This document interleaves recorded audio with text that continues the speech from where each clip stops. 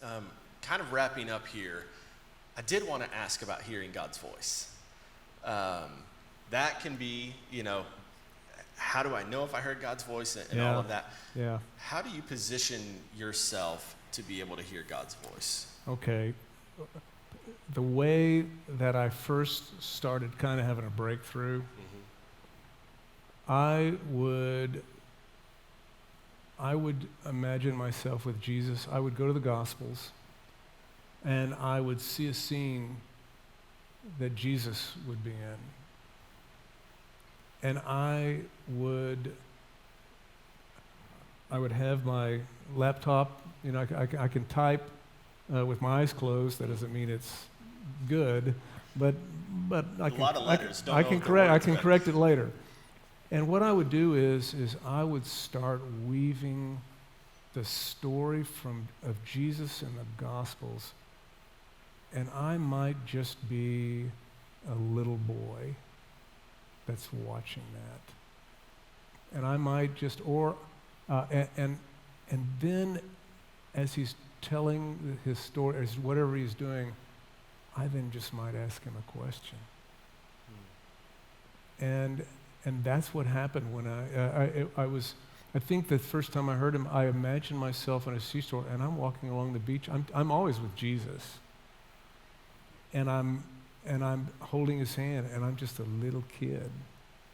And we're just walking along the beach, and I'm smelling the smells of the sea.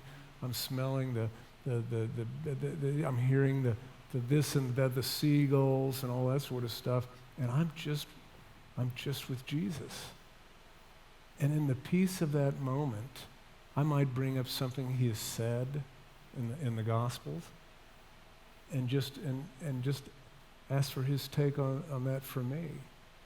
And I have been amazed, because here's the deal: when the devil talking to you is never going to draw you to Jesus. Never. So it's pretty simple to tell. And the Lord is an encourager. He's always encouraging. Come on, come to me. Don't keep away the little children. And I'm coming as a little child. And what I've discovered over time as I have done this, I've been amazed. And here's the other deal. When it's the Lord talking to you, often, most of the time, it is something that's just a little too smart for you.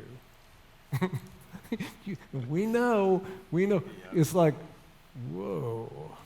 It's like, that's about 100 IQ points over me. Yep. And I couldn't have said that. But it's drawing me to him. And don't get all legalistic about it. It's just you're being with him. It's been a remarkable. I'm so glad I do that. Yeah, if I can jump in and add one thing to that, I think it gives you one thing that we don't talk about enough, is that life in the Spirit gives you an unfair advantage. Like when you talk about somebody who's got the wisdom and it's like, hold on, like we're going up 100 IQ points, like I can't get to access to that otherwise. And how many times 100,000 IQ points? Yeah, seriously, billions. But journaling, where God has given me a different perspective on a situation, on an outcome, and it totally shifted how I went into a conversation or something else. But I remember coming out of theological training, and I got all the critical study and the exegetical and all of that stuff, and yet I didn't really believe you could hear God's voice. And I was like reading some different guys and commentaries that honestly were the furthest thing from faith.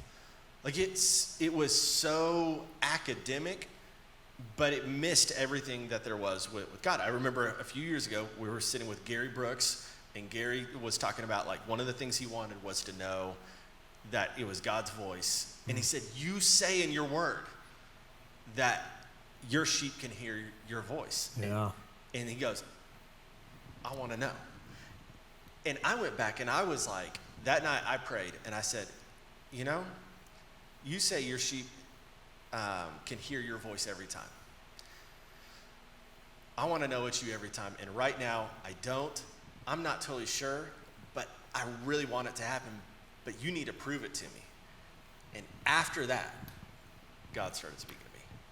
He does that. He loves that. He loves it. It's not like you're sticking a fork in him or something, or you're making, well, this is a hard one. No, I mean, because what are you doing? You're being like David. You're pursuing him with all of your heart. And he loves that, because let me tell you something.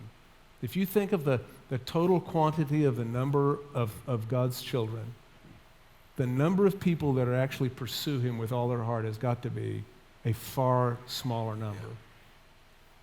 And so you think that he would not value those kids that bust their behinds to pursue, just to want to be with him? Absolutely not. He wired us that way. Well, we've been talking about Wake, an extravagant hope within. Discover the wonder of life with God again. Wes, thanks for just letting me ask questions of you. Thank you. Yeah, we feel called at SALT that God is just calling all of us to level up and to walk in the Spirit. And so, this is going to look a little bit different for all of us, but we want to hear your stories. And so email us, contact us on social media, text us, call us, but we want to connect with you and better understand what God's been doing in your life and what you're experiencing in and through him. Thank you.